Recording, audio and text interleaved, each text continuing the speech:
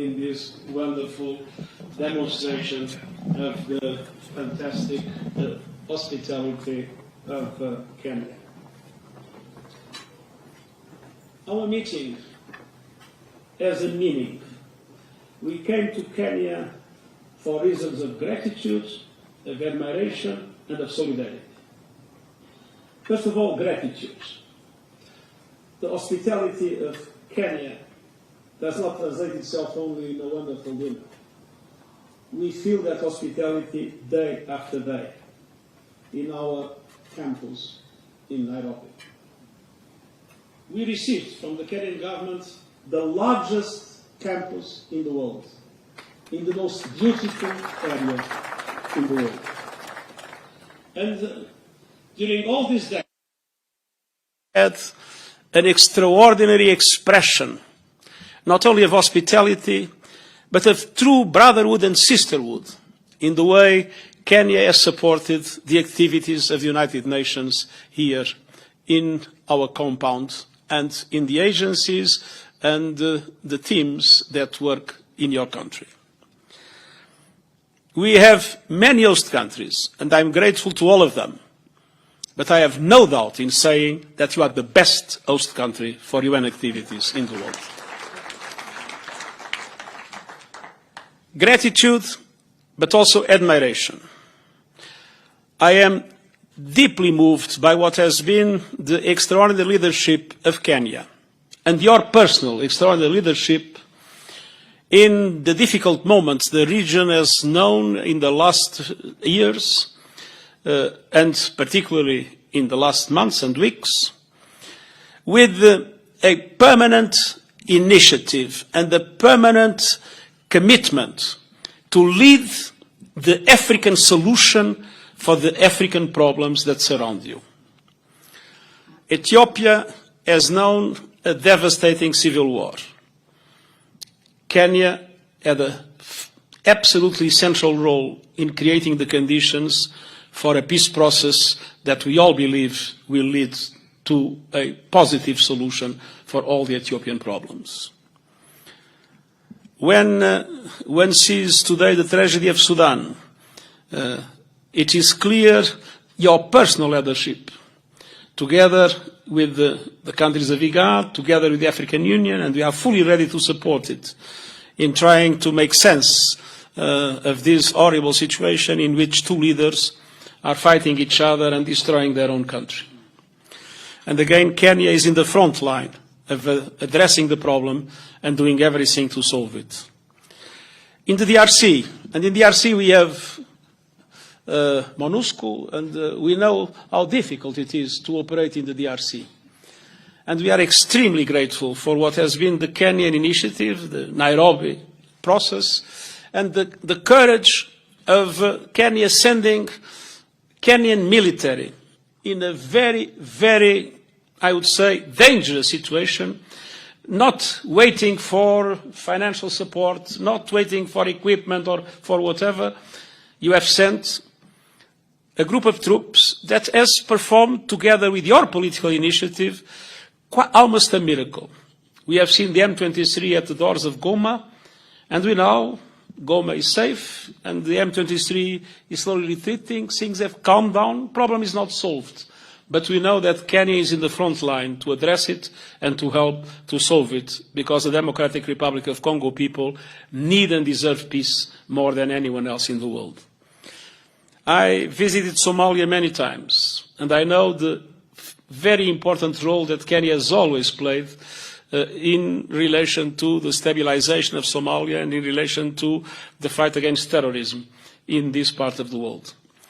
And I could go on and on with South Sudan, with your active diplomacy with Eritrea, probably one of the most complex diplomatic efforts ever made by an African head of state.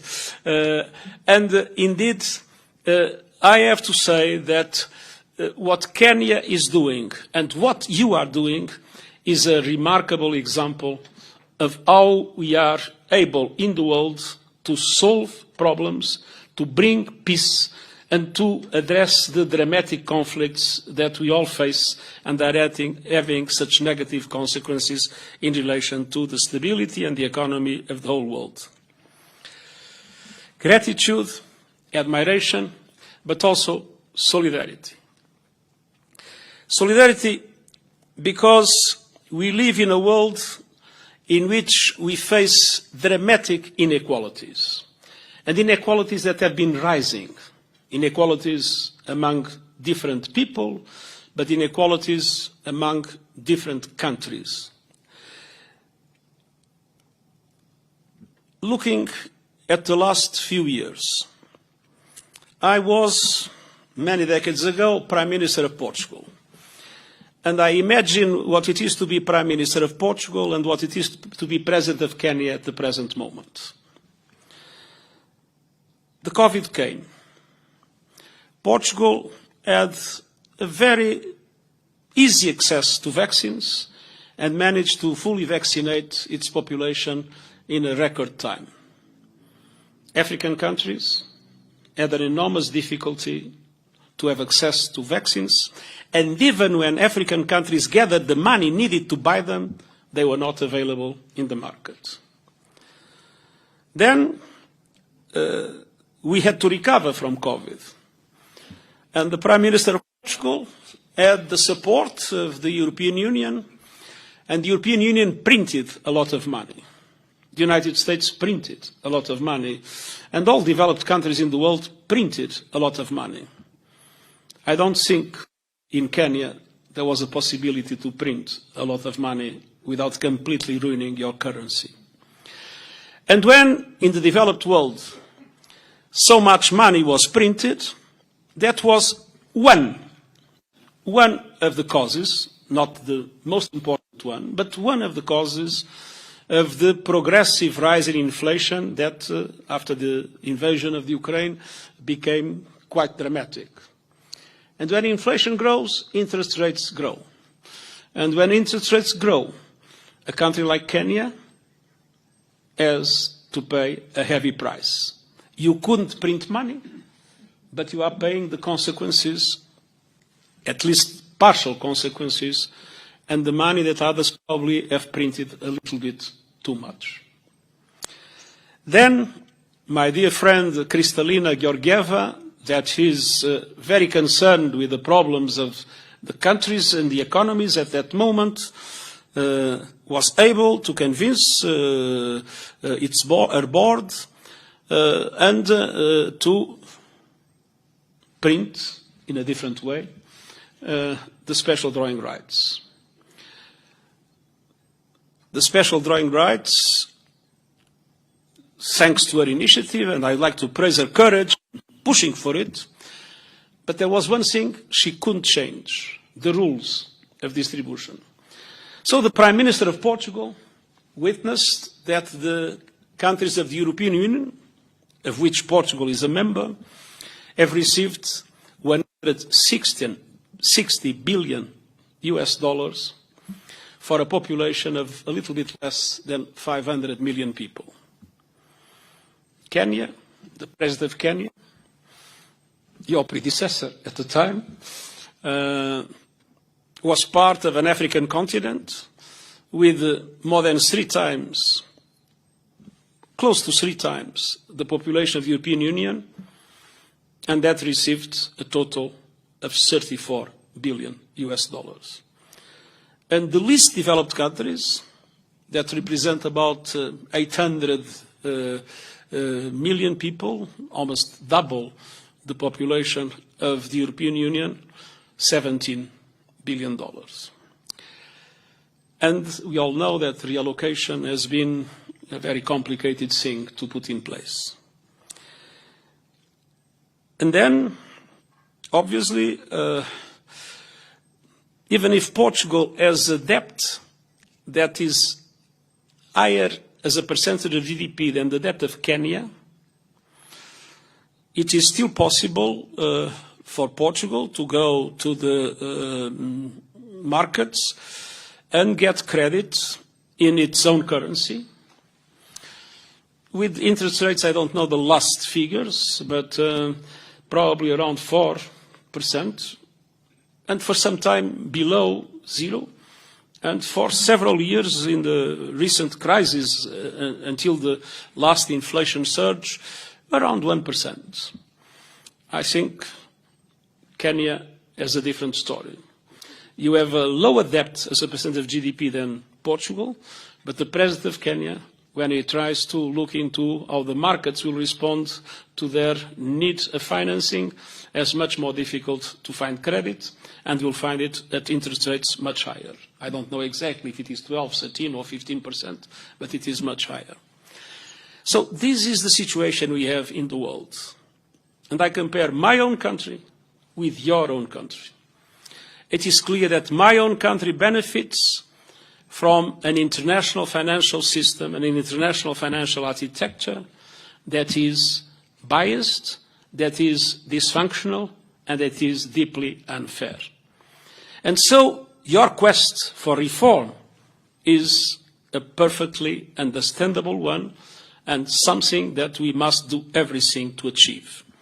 By coincidence, we'll be discussing tomorrow afternoon a draft for what I hope will be presented in the next few weeks in the UN to all member states with a policy brief on the reform of the international financial system in the context of preparation of the so-called Summit of the Future, or of our common agenda, as we name the set of initiatives in which we are involved, covering many other aspects, the digital compact, the problems of the agenda for peace, but as an essential focus on the questions related to how to address the dramatic structural inequalities that are embedded in the way our financial system is organized.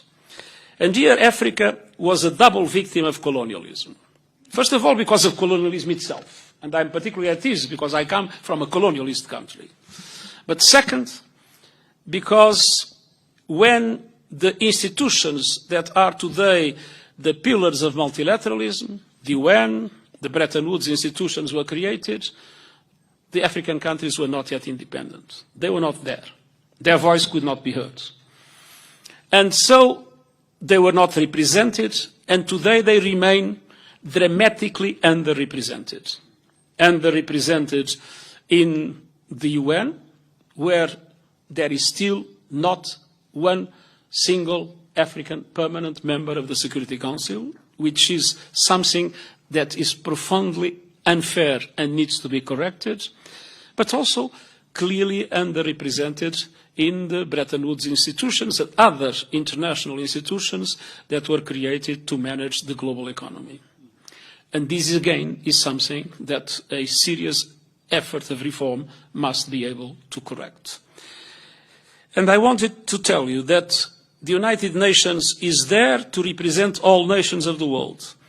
But I believe that my role as Secretary General is to assume what is the need to address the dramatic inequalities that exist and to give the Global South the opportunities that the Global South requires in order to be able to catch up as quickly as possible, as it is absolutely essential for a matter of justice in our world. And climate change is the best example of that. As you said, Africa had a very small contribution to climate change, but many African countries are in the front line of the impacts. Floods, droughts, many other aspects. And this is a factor not only of poverty, in some situations of hunger, but a factor of instability. One of the reasons why the Sahel has witnessed such a progression of terrorist forces is exactly because of the impacts of climate change. It's not the only reason, but it is an accelerator of all the other reasons that are creating so many factors of instability within the African continent and other parts of the world. And indeed, the drama is that independently of everything that is being said, we need to dramatically reduce emissions this decade, and the emissions are still growing. And 80% of the emissions are of G20 countries. developed countries and large emerging economies. It's not Kenya, once again. In this case, Portugal also has a very small contribution. But the truth is, those countries have the responsibility, and it's good to see that Kenya is also ready to assume that responsibility, to dramatically reduce emissions this decade if we want to rescue the planet and if we want to make it still possible to get to an increase of 1.5 degrees by the end of the century. Unfortunately, we are not there. Developed countries are not doing enough, emerging economies are not doing enough, and we have proposed the Climate Solidarity Pact, in which both would assume more ambitious targets, and at the same time, developed countries would be able to provide the forms of financial and technological support for emerging economies to be able to accelerate their own transition into renewables and other forms of the green economy. And on the other hand, the climate change is there. And you witnessed that with the drought that you faced. And so, as you mentioned, adaptation, loss and damage, all these are crucial aspects in relation to which we have not yet found adequate answers. Adaptation is still not getting 50% of climate finance. And the loss and damage, let's keep our fingers crossed to make sure that it becomes a reality before the next COP in the Emirates. So we, as you mentioned, we, as United Nations, we have not the power, a secretariat and agencies, and we have not the resources to change these things. But one thing you can be absolutely sure, we will be at your side. We will be together with the Global South, fighting for a world that is more based on justice, on fairness, a world where all women and men can have access to the same opportunities. It will not be immediate, but one thing needs to be done immediately. It's to reverse the trend that is amplifying inequalities and that is making our Agenda 2030 and the Agenda 2063 of the African Union becoming a dream instead of a reality. We still are on time to start reversing this trend, but that needs a lot of courage, and that needs those that today have the power to understand that it is better to share their power and the resources than to face a world that will be condemned to climate havoc and to more instability, more conflict, more wars, which means that nobody will benefit from it. You can count on our solidarity because it's the right thing to do and because we are all citizens of the world and sons and daughters of the same God. Thank you very much.